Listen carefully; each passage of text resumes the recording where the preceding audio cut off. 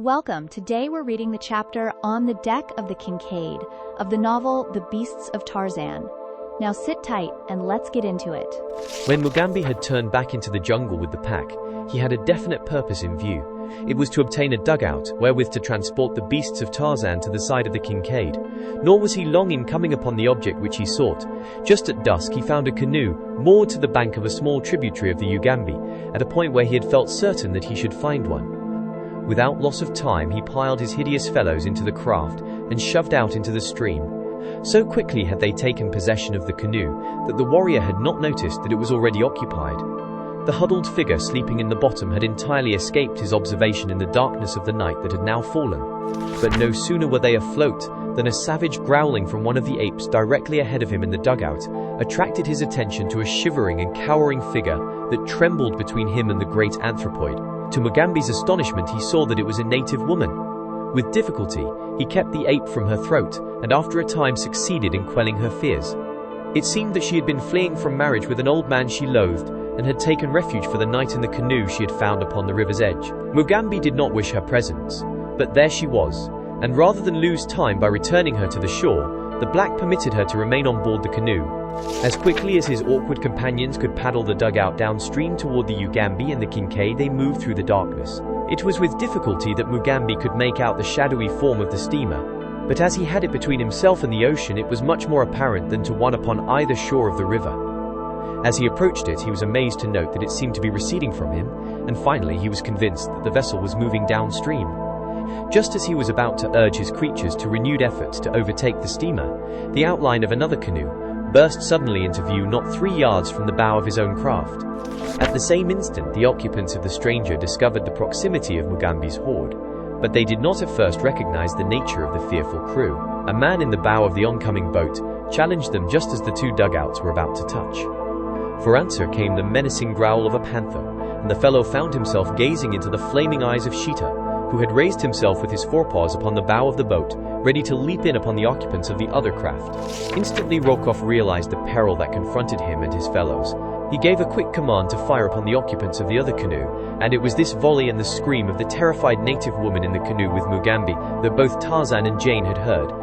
Before the slower and less skilled paddlers in Mugambi's canoe could press their advantage and effect a boarding of the enemy, the latter had turned swiftly downstream and were paddling for their lives in the direction of the Kincaid, which was now visible to them. The vessel, after striking upon the bar, had swung loose again into a slow-moving eddy, which returns upstream close to the southern shore of the Ugambi, only to circle out once more and join the downward flow 100 yards or so farther up. Thus the Kincaid was returning Jane Clayton directly into the hands of her enemies. It so happened that as Tarzan sprang into the river, the vessel was not visible to him, and as he swam out into the night, he had no idea that a ship drifted so close at hand. He was guided by the sounds which he could hear coming from the two canoes. As he swam, he had vivid recollections of the last occasion upon which he had swum in the waters of the Ugambi, and with them a sudden shudder shook the frame of the giant.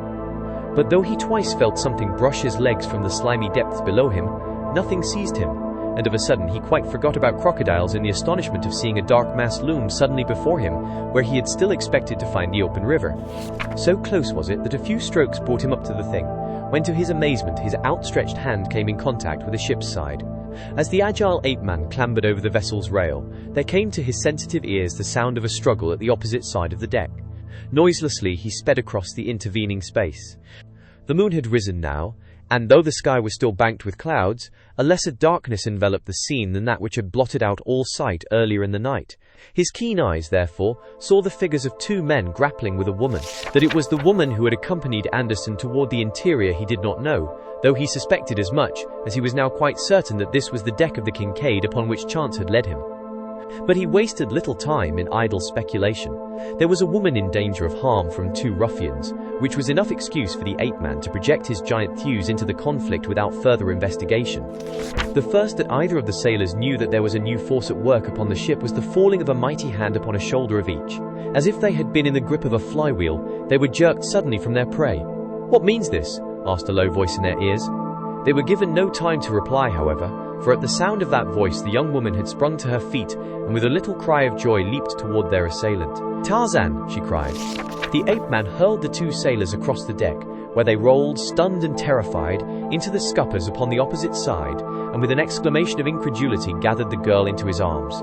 Brief, however, were the moments for their greeting. Scarcely had they recognized one another than the clouds above them parted to show the figures of a half-dozen men clambering over the side of the Kincaid to the steamer's deck. Foremost among them was the Russian.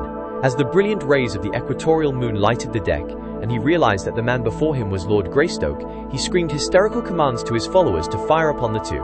Tarzan pushed Jane behind the cabin near which they had been standing, and with a quick bound started for Rokov. The men behind the Russian, at least two of them, raised their rifles and fired at the charging ape-man. But those behind them were otherwise engaged, for up the monkey ladder in their rear was thronging a hideous horde.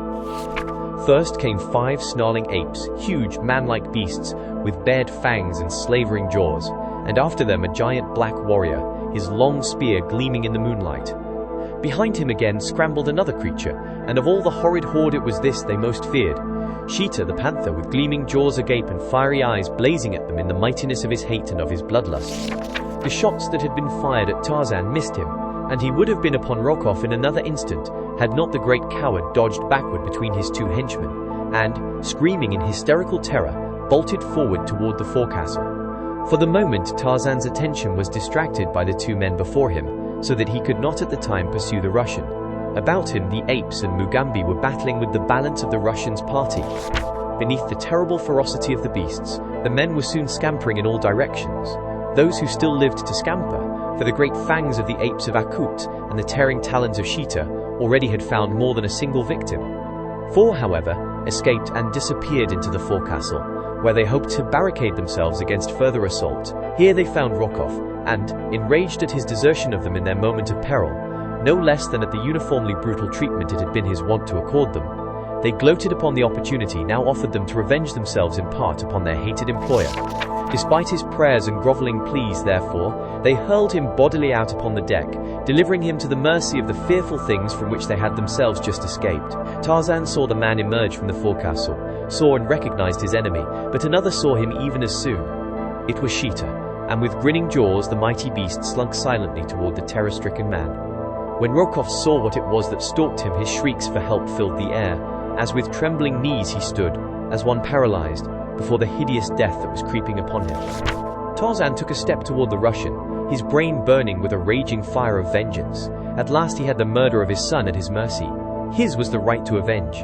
Once Jane had stayed his hand that time that he sought to take the law into his own power and mete to Rokov the death that he had so long merited.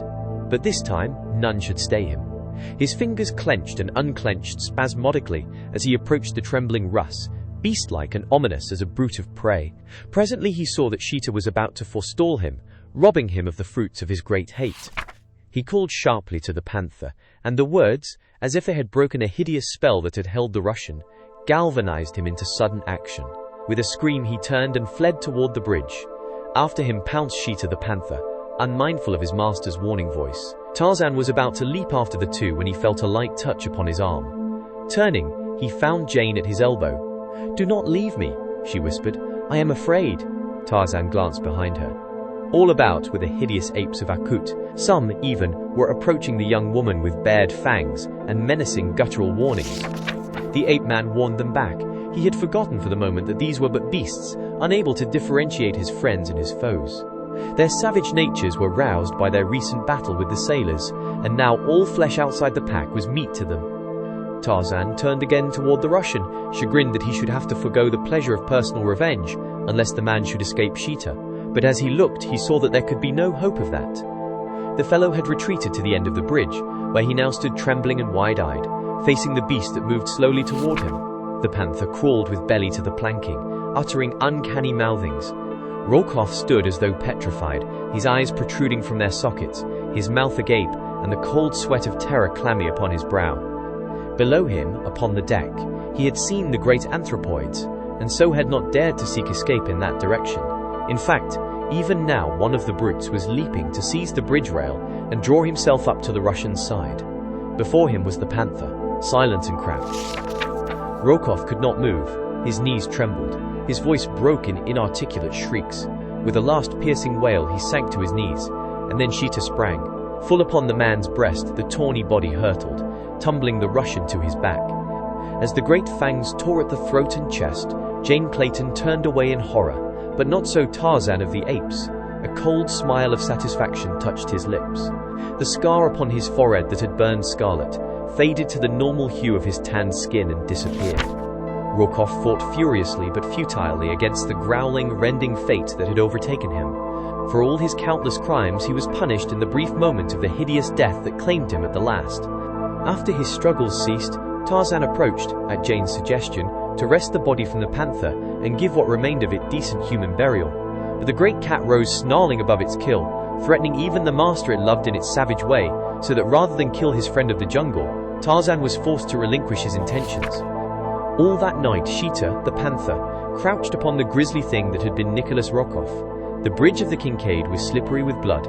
Beneath the brilliant tropic moon, the great beast feasted, until, when the sun rose the following morning, there remained of Tarzan's great enemy only gnawed and broken bones. Of the Russians' party, all were accounted for except Paul Dekovich.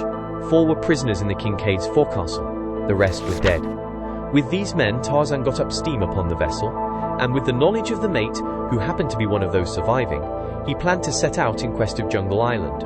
But as the morning dawned, there came with it a heavy gale from the west, which raised a sea into which the mate of the Kincaid dared not venture. All that day, the ship lay within the shelter of the mouth of the river, for though night witnessed a lessening of the wind, it was thought safer to wait for daylight before attempting the navigation of the winding channel to the sea. Upon the deck of the steamer, the pack wandered without let or hindrance by day, for they had soon learned through Tarzan and Mugambi that they must harm no one upon the Kincaid, but at night they were confined below. Tarzan's joy had been unbounded when he learned from his wife that the little child who had died in the village of Muganwazam was not their son. Who the baby could have been, or what had become of their own, they could not imagine, and as both Rokoff and Paulvich were gone, there was no way of discovering. There was, however, a certain sense of relief in the knowledge that they might yet hope. Until positive proof of the baby's death reached them, there was always that to buoy them up. It seemed quite evident that their little Jack had not been brought aboard the Kincaid. Anderson would have known of it had such been the case, but he had assured Jane time and time again that the little one he had brought to her cabin the night he aided her to escape was the only one that had been aboard the Kincaid since she lay at Dover. Did you enjoy today's chapter of The Beasts of Tarzan? Why not subscribe and ring the bell?